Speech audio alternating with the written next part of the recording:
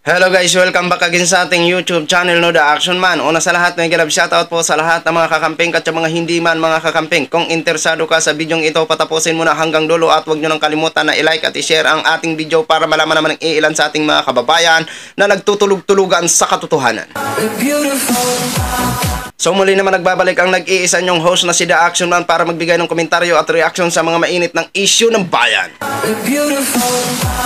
So ito ho mga ka-action, mga kakamping, no, may gusto lang ho ako na i-share sa inyo. 'Di ba nung nung nakaraang buwan ay ito si Amy Marcos, si Senator Amy Marcos, nanindigan na siya ay talagang tunay na kaibigan ng mga Duterte.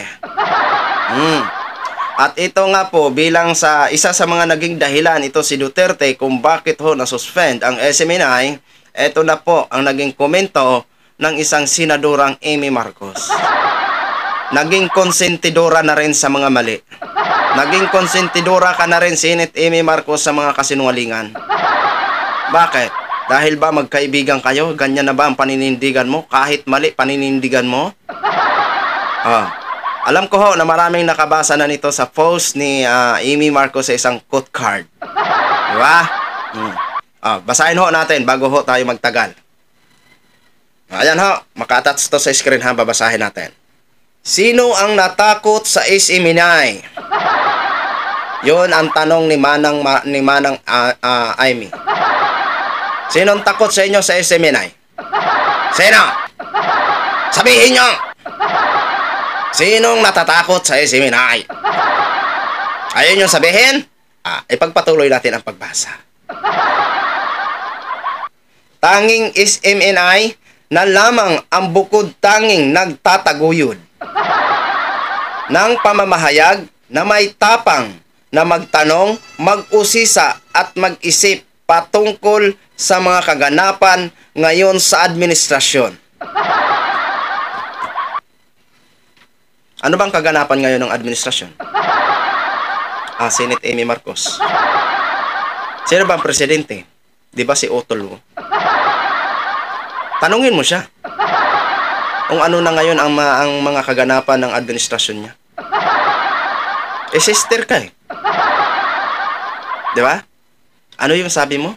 Sila ang nagtataguyod na may tapang?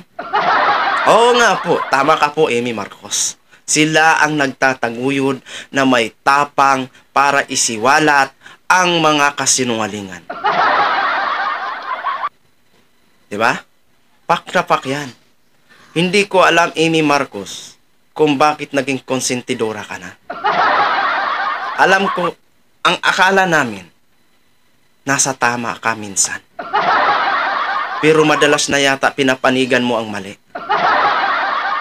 Yan bang inaasahan ng mga mamamayang Pilipino sa isang senadorang Amy Marcos? Na kahit alam naman ho natin na marami ang violation ng SMNI, pero bakit parang pinapaboran nyo pa? Di ba? Huwag nyong paboran bilang isang senador at bilang isang mambabatas.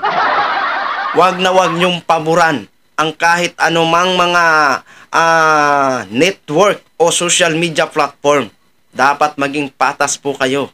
Kung ano po ang mali, dapat po ay imbestigahan.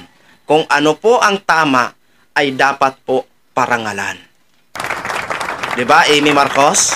Bakit tila yatang umiba ang ihip lang hangin?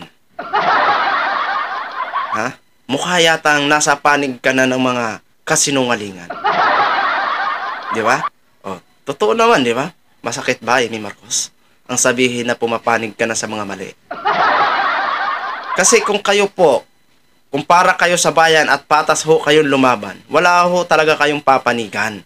Dapat ang maging direct point mo dyan, kung may mga mali man na ginawa ang SMNI, dapat bigyan ng sanksyon. Although na may ginawa silang kabutihan, pero hindi sapat ang naging pahayag mo na para bang kinakampihan mo ang mali. At sinong sinasabi mong sinong natatakot sa SMNI? Kung may natatakot sa SMNI, edi sana walang lakas ng loob para sila ay imbestigahan sa nasabing mga kasinungalingan. Di ba? Ay siguro kung yung alam nyo kung sa totoo lang, ang natatakot dyan sa SMNI, yung mga alipuris ni Kibulok. Oh, totoo yan. Direct to the point ho tayo, Amy Marcos. Ang natatakot dyan, yung mga alipuris na hanggang ngayon ay nauuto pa rin sila ni Kibulok. So yun lang ho, mga ka-action, mga kakamping nog, share ko lang ho sa inyo. Maraming salamat po sa ating mga viewers, Luzon, Visayas at Mindanao all over the world. Ako po ang inyong lingkod, si The Action Man. Have a good day, everyone. Beautiful.